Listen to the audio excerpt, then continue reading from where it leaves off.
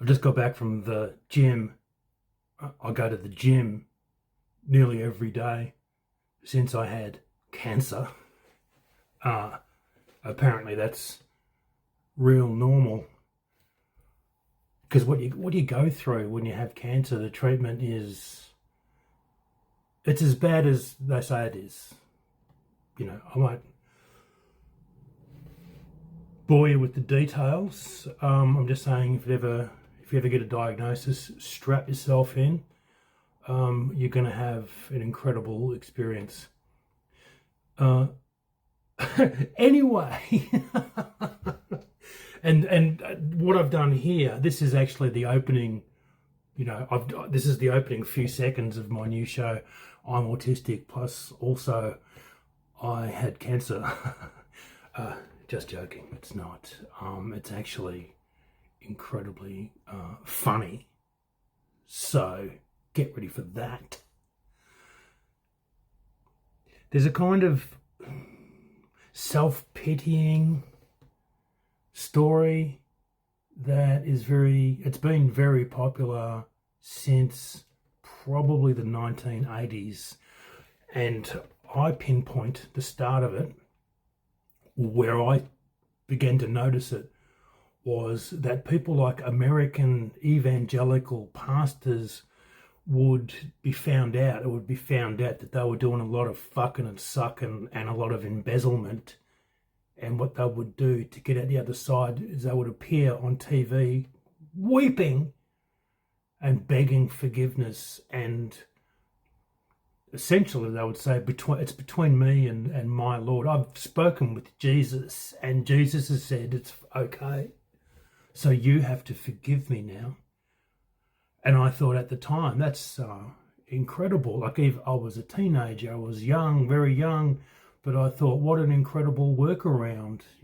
Like, don't do a bad thing, then realize it's bad, then obviously stop doing it, then work with yourself to become someone who isn't prone to this behavior. In this case, it's all between you and the audience, and it's dressed up as being between you and God. And then came Oprah.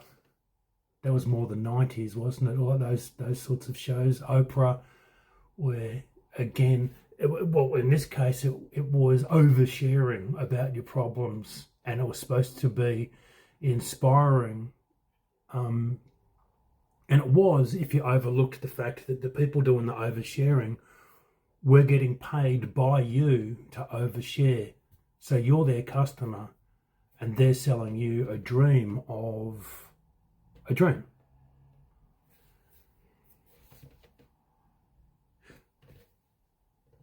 Which brings me to, actually, I didn't realize I was going to talk about this. Fascism. We're seeing fascism rising all across the West, and fascism is a dream. It's a fantasy. It's an ideology that doesn't have any principles. There's nothing scientific about it. There's nothing really philosophical about it. It's just a power fantasy about you personally being special and important and part of a group who invented everything, are the best at everything, and really are like gods, Fascism talks to the inadequate white person who doesn't understand that they're inadequate because they live in an empire of lies, the kind of empire of lies where you see this kind of, public self-flagellation dressed up as, inspiration. So that is how I came up with the title, I'm autistic, plus also I had cancer, because it's like I'm piling these things up. It's like, hey, I'm an oppressed minority, autistic, and not only that, I had cancer, which I'm raising awareness of. And that's something I've been thinking about since the 1970s, I reckon. Since I was a real small boy, I was a very early reader, reading newspapers and magazines and just noticing and just noticing stuff. I've always been a noticer, and I noticed that there was always this thing of raising awareness about cancer for some reason, as if no one knows what it is or has never heard of it. Not just raising awareness of cancer, but it seems like every week there was a new thing that would cause cancer, and also a new thing that you could personally do to reduce your cancers, reduce your chances of getting cancer. I don't know. We live in this world of bullshit fucking products and dreams that are sold to us. And so our lives essentially suck a big, fat, girthy fucking dick. And these are the kinds of things that comedy is so great at, addressing, really. Not presenting solutions to the situation, but simply presenting the situation, because as a big part of living in this empire of dog shit is really never actually talking about what's central to what's going on, which is that we are utterly fucked because we're not allowed to do anything real about the things that are ruining our lives. And that's why I got into stand-up comedy, because I know that's what people want to hear about.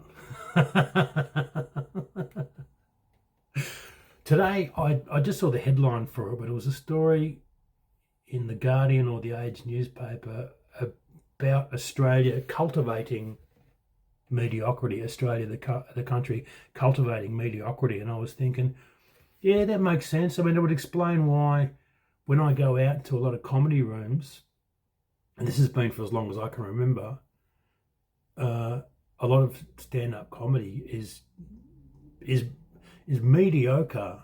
And it's not because the people doing it can't tell jokes. They're talking about things that are just not very powerful. There's not a lot of feeling there. That, it's hard to care about these incredibly minor fucking issues.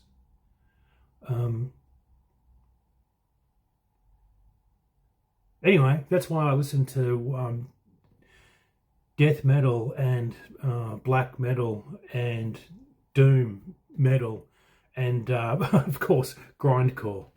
Thank you.